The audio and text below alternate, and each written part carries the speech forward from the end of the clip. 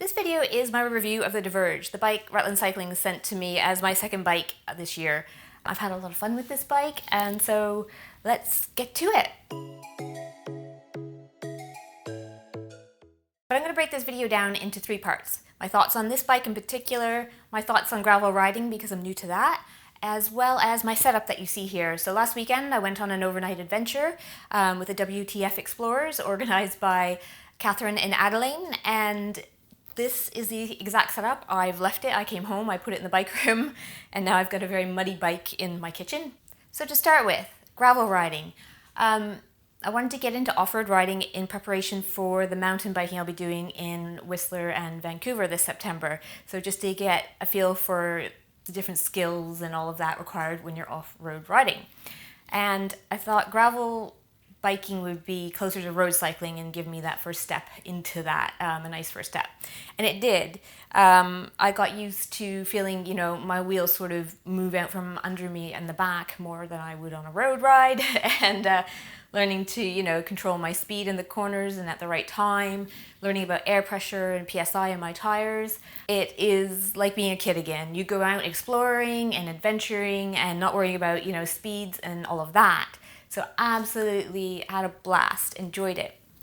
As somebody who's used to road riding or touring on tarmac surfaces, getting used to being off-road and going slower and less distance was hard to get used to. It's a different mindset. So I feel like for off-road riding, I would never be an endurance rider. I don't think I could tolerate the bouncing around for hours on end on the road. So it's shifting that mindset. And right now I'm training for some really long ODAXs. So I'm doing some really long days on my road bike while doing other days on, off-road riding, which is very different riding and very different in the mentality. So it's sort of just that shift in mentality, I'd say, that I'm still getting used to, but it's just like the riding you did when you were a kid. So for that, I absolutely love it. It is a blast. Finding places to ride is harder. You saw my video on that. I got the Ordnance Survey maps out and learning, what routes were appropriate and what weren't. And going out last weekend with the girls who are more experienced and know this area better than I do, it was interesting to see the routes, they use. And unlike in North America, so for everyone in Canada and the States, where there are a lot of gravel roads that are actually roads or old logging roads, off-road riding here is a little bit more mixed than that. So you get a lot of different surfaces, some quite narrow trails, and so it should be called multi-surface riding. So you might go gravel riding in Canada, but here it's multi-surface. So that makes the gravel bike or adventure bike, whatever you want to call it, a truly valuable bike because it can handle the on-road experience and the off-road bits, and it can handle we were on some pretty rough bits last weekend, and the girls on mountain bikes, one of them was quite impressed by what she called little tires could handle. So I've got 38 mils on this bike. She had plus mountain bike tires, so quite a difference, and she was quite impressed. My thoughts on this bike in particular. So this is the Diverge, the Specialized Diverge. It is the E5 Comp version of that bike. It's the first version of the Specialized Diverge that comes with the Future Shock here, so the suspension in the headset. It's an aluminum bike, which is great because I, being a beginner off-road rider, would not go for a terribly high-end bike. I just think they get banged around more, and I enjoy my ride more, not worrying about the expensive bike I might crash. So this is probably pretty close to what a budget I'd be considering if I was buying a gravel bike. So it's the £1,600 mark, and I'll link to it below, Rutland site, so you can look at the spec and all of that. Like I said, aluminum frame. It has Future Shock. I'll talk to you about that in a minute. It's 105 components, everything except the disc brakes. So I'm not sure why that is, because I think at this price range it should be full 105. So I don't know why they didn't use 105 for the brakes, but everything else, the shifters, everything else is. And it is the new 105, which is interesting because one of my complaints on my Canyon about the 105 was the hoods scratching, and these hoods are rubberized like the Ultegra. So a lot of the new 105 has things from the Ultegra trickling down, and one of those things was the rubberized hoods, which I really like. So big thumbs up there. Everything else about the 105 is brilliant. I think it's a great group set, and yeah, so shifting was good. It has a 1134 cassette in the back is what it comes with, and a 4832, I believe, I'll put it on the screen, on the front crank. Now this bike is technically a man's bike, but Specialized have stopped doing different frames for men and women, interestingly. And what they've done is they use the same frame and change the contact points. So your saddle, your handlebars are different from the men's version to the women's, and the paint colors. But this is a man's bike, technically, which is absolutely fine. The handlebars are a touch wide for me, but I think off-road riding, that's not necessarily a drawback. So that was fine. On this particular bike, I upgraded the tires. So these are the Pathfinder tires by Specialized, Pathfinder Pro. They're 38 mil, and I love them. They're amazing. They've got a slick center bit, smooth slick center bit, and then they've got the treads on the side. So you've got the treads where and when you need them, and you've got the slick sort of bit in the middle to give you a good road experience. So this bike is great for on-road and off-road, which is what the whole point of gravel riding is, dealing with the multi-surfaces. The bike, when you lift it, so with these chunkier tires on it, it isn't a light bike. But like I said, I'm not worried about that when I'm adventuring and off-roading. So that is absolutely fine. Specialized don't give the weights of their bike. I'll weigh this bike after I'll put it on the screen for you. I'll weigh it and see what my scale says. Without the kit on it, I'll take everything off. So yeah, I upgraded those tires for something bigger because I wanted the confidence when I was off-roading, and loving them. I love those tires. They're great. I'll put a review. Actually, the channel Path Less Pedaled, he's done a really good review on these tires if you want to know more. So I'll link to that channel. It's a great channel. He's very much in the mindset that I am, that cycling should be an enjoyment and stop worrying about, all the numbers and gram counting and all that. Just, get out and enjoy your ride and get the best bike you can and make the most of it, sort of. So go check that channel out. The usual braze-ons, and I believe, yeah, there's another set on the bottom. So you could have 3 water bottles attached if you like. The bike really is filthy. So the ride last weekend, we spent the whole day riding back in the rain. It was pretty brutal, but it was warm, so it was all right. You almost never get warm rain in the UK, so we were lucky.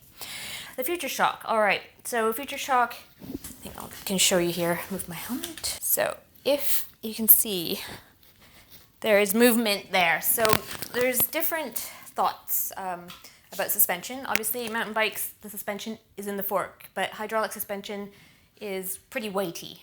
And this being also an on-road bike, you don't want full suspension. So this is the idea to keep the rider floated, so your upper body's floated versus down by the wheel. I rode the Ruby, which also has Future Shock, but the road bike Future Shock and the off-road Future Shock are slightly different. So this has a progressive spring in it. So that means it compresses more at the bottom, and it's more suited to off-road riding. I think I prefer this version.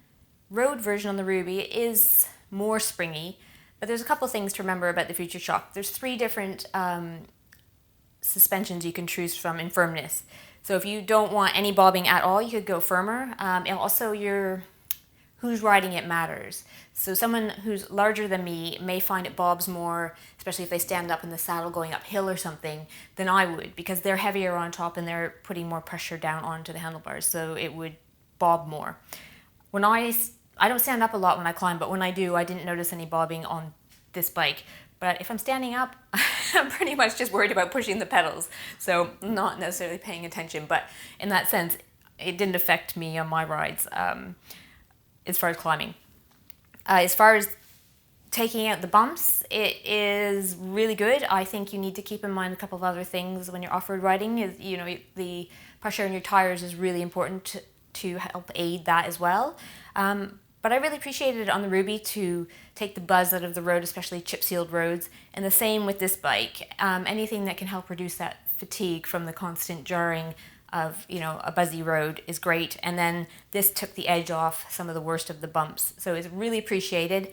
Not necessarily a must for me, I don't think, in the sense that I found when I went from the Ruby to the Canyon, and that's when you notice how much the Future Shock actually is helping, is when you go from a bike with it to without it.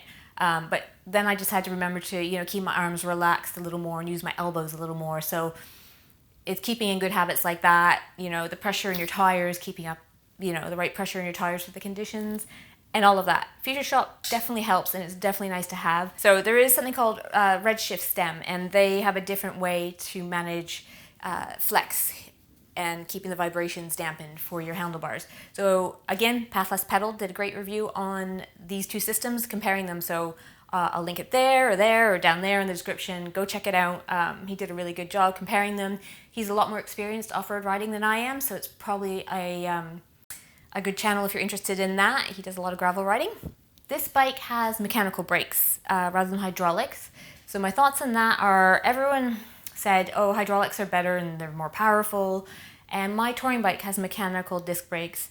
And I got the Canyon and it had hydraulics. And I was like, yeah, it's more powerful. But, you know, my mechanicals, they absolutely stop when I want them to and I feel complete control. I've always been happy with the mechanicals on my touring bike. And when I got this bike, I went to stop and it didn't stop where I expected it to. So I then understood why people thought that hydraulics were so much more powerful than mechanical disc. And if I kept this bike, I would be curious to swap out the brake pads on the disc brakes just to see if that makes a difference, because my discs that are mechanical on my touring bike are grippy. You know, they're pretty solid brakes. The hydraulic, yes, is more powerful with less of a squeeze, but the mechanical ones I can, you know, confidently stop where and when I want. These mechanical ones, I didn't feel that confidence. Still better than rim brakes to me, but yeah, I kind of understood people's comments about mechanical brakes after riding this bike in a way I didn't on my touring bike. And again, they're not 105s, and I don't understand why at this price range it's not full 105. So that's kind of, I think, in this bike where they could improve. As far as carrying things on this bike, there are some bolt-ons here, interestingly, on the carbon fork, which is interesting to me, but none down here on the aluminum fork on the frame. I do believe if you want racks, you would use the bolts here on your seat post, which is very bizarre to me, but I think it's because of how sloped down and how low this fork is in the back. So the geometry of a gravel bike is slightly different than a road bike, it's slightly different than a cross bike, it's slightly different than a touring bike, but it's sort of like if all those bikes had a baby, I guess is the best way to describe it. It's got the longer wheelbase, like a touring bike, and it's got more of a drop on the bottom bracket, so you have more stability, it feels more stable, which is what you want when you're kind of bouncing around off-road. So that's true, I did feel really stable on this bike. I really did love it for that reason. It's got a nice sloping top tube though, so unlike my touring bike, which is very straight across, it gave me some extra space there, which it just gives you a little bit of confidence that if you had to put your foot down and, you know, stand up suddenly and come to a stop suddenly, you weren't going to bang things you don't want to bang. So loved it for that. The toe overlap on this bike compared to my other bikes is the least amount of toe overlap, and this is something shorter people and most women appreciate more on bikes than tall people with larger frames. So my Canyon has toe overlap, my Brody does as well. My Brody also has fenders and all the works. So this bike had the least amount of toe overlap that I've had to deal with, which I really, really like because I hate when my wheel knocks my toe. It freaks me out. Okay, let's talk. Let's talk. You want to go for a bike ride? Put you in my bag? Yeah. I really like this bike. I think it's a solid bike, specialized. You know, their experience shows in making this bike, and the fact that they have a very dedicated cross bike now and a very dedicated gravel adventure bike means they both do the job well. And this bike is comfortable off-road. It's also very comfortable on tarmac. So I wouldn't hesitate to swap out the wheels for, you know, a lighter set of wheels to lighten the bike up. Have two sets of wheels, and this would very happily serve me very well. So, want to go? Yeah, you had enough? You want to stay? You're such a lovely boy. Here you go. Let's get to my setup. So will I be getting a gravel off-road adventure bike? That is sort of the question right now.